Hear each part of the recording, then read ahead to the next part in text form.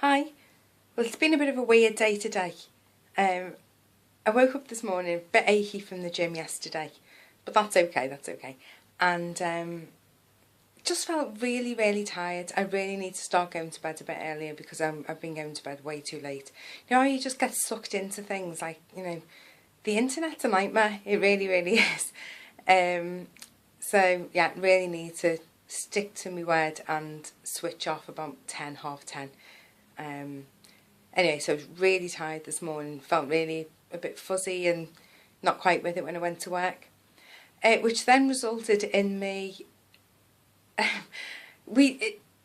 in work we've got one central printer and it's quite a big school. It's on, we've got 2 floors and we've got like an outside part as well, some classrooms on the outside, and we've got one printer that does every class, and so everybody sends it there and then we'll come throughout the day and print the things off. And this morning I was trying to print off some certificates for some of the children, and it just kept jamming, the cards kept jamming, and I'd take it out and do it again, it'd jam again. And after about 5 times, I got a message came up on the screen to say refresh. And I just don't know what happened. It was like my hand had a life of their own, and they pressed, I pressed the off button on the printer and not the refresh button, which is in a completely different place. And I lost everybody's work, and I could have cried. I really could have cried. So then I had to do the walk of shame around school, apologising to everybody. Some people are okay about it. Some of the more scary people thankfully hadn't sent anything yet, but one of my bosses had sent something and they hadn't saved it, and so that was a bit awkward, and I just felt really bad. Anyway, so that was before half 10, I think, that happened. And then about half an hour later, I went upstairs to go. I went to work in a class, work with a couple of children, and I just felt suddenly really sick. And do you know where you just think you're just not even going to make it out of the room you're standing in? And ran down all the flights of stairs to the nearest adults' bathroom. And unfortunately, I couldn't make it right down to the bottom where there's just a single toilet. I just about made it in, but typically there was people in there, which was really embarrassing. So I got sent home and I've been told not to come back till Wednesday. I don't feel too bad now, actually. I think it might have been I had a smoothie, and normally they're okay, but this one just smelt a bit funny, I don't know. I didn't drink it all. I drank some of it and then had to leave it, and then next thing I just a little while later felt really ill, but it just might be a coincidence. There's loads of bugs going around, so it could be anything. So yeah, that happened. Then I thought I need to stop sitting on the fence and make a decision about which T3 I was going to buy and where from. It's like, what happens with me is I get locked into looking things up, and then some people say, oh, this is great and this is brilliant for me. And I think, oh, and then somebody say, oh no, that's a load of rubbish, it doesn't work for me, and I get mine from this place, and I think, oh, okay then. And then somebody will go, oh no, you don't want to be getting it from there, you want to get it from somewhere else. And this happens to me all of the time. It happened over prams, it happened over car seats, it just, for the baby, it just happens all the time. And this could, with me, potentially go on for months. And so I needed to get a grip. So I did. And I boiled it down to 2. And I decided I was going to go with the, I think you pronounce it Cytomol, because that had been recommended by some. Now, some people haven't liked it, and it hasn't worked so well on them. Some people have absolutely loved it and felt like they've had a new lease of life on it. You know, it's horses for courses, and I'm not going to know unless I try it myself. So, you know, I've got to give it a go, haven't I? So I've tried this. Now, I've never made an international bank transfer before, and that's how I had to do that. I didn't realise it was going to be so tricky, but because I haven't done it before, I went on my banking app on my phone. You can do live chat. 5 times I got cut off. 5 times. 4 different people. I had to explain the whole thing over again to, which was just absolutely annoying. It just kept timing out all the time. Well, to be honest with you, the first time was my fault. I hadn't realised. An alarm went off on my phone, and that just automatically switched it off. And then, like, the next time, it was because it was just taking so long for them to answer, that it just kept going off. And, I mean, they were really, really helpful.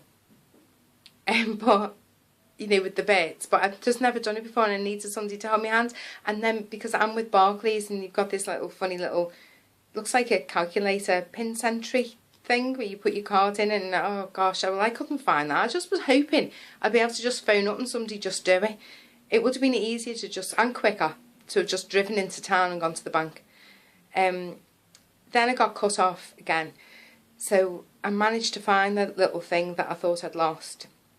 And it went online and did it. And actually it didn't take very long at all. I should have just done that in the first place. Just should have believed in myself and just tried it and had a go. Isn't that a lesson learnt? I've gone with a company that other people have recommended to me. So they haven't had any problems. So fingers crossed. But you know, oh lucky Eddie. But no, mustn't be negative. Mustn't be negative. It's going to be fine. It's going to be fantastic. And I'm going to be doing flick flacks up and down the road after being on T3 for a week. I just know it. But you know what? I also, I compared the prices. This wasn't my first choice of company, but the place I was going to go to that was in the UK, that worked out a little bit cheaper. I think the ones that I've gone for, it was 300 tablets and they were 25 mcg, and that worked out at it was 60, I think it was 64 euros or something like that, but it was or maybe a bit less, I'm not sure, but it ended up with it being, I don't know, I think it was £55, and the UK company for, I think it was £67 or something like that. It would have been if I'd have got 160 tablets. I just thought, well, you know what, let's go with these people first. And actually, I've spoken to another lady who's just ordered the ones that are based in the UK. So we've said we might swap, and I'll give her some of mine, she'll give me some of hers, and we'll see. And we'll trial them perhaps and see which one we think we feel better on. Might be a good idea, it might be a dreadful idea, but I just thought it's a bit of saves money, doesn't it, in the end? So yeah, so what was I saying? So that's I did the transfer, but what I didn't factor in is the charge for doing the bank transfer. So it was £15 on top of that. So now it's taking the order up to 67, I think it is altogether, pounds. And then there's a little thing on there saying their bank might charge too. So I have emailed them to ask, just, you know, so I can have an idea if they're going to charge. But it just might end up cheaper to just buy them from the UK if I'm going to end up paying £15 here and say another £15 from their bank as well. So we'll see. I mean, it's going to be a while. I mean, 300 tablets, I'm not actually sure how long that's going to last me, but I guess we'll see. So just thought I'd let you know I've done it. I've actually gone off that fence and, you know, done it. So watch this space. And I've ordered, my thermometer came as well. And I'm just waiting on my desiccated liver. Ugh. You know, to try and raise my iron levels. And I know there's like, I'm eating, well, I can't eat too much dark leafy green veg because of being hypothyroid. But I do have a little bit. I cook it. So they say it's okay to have a bit now and again, so I'm going to go with that. And, you know, I know there's other forms, but my ferritin is really, really low, and the supplements that I'm taking now just aren't raising it. So I'm going to give it a go.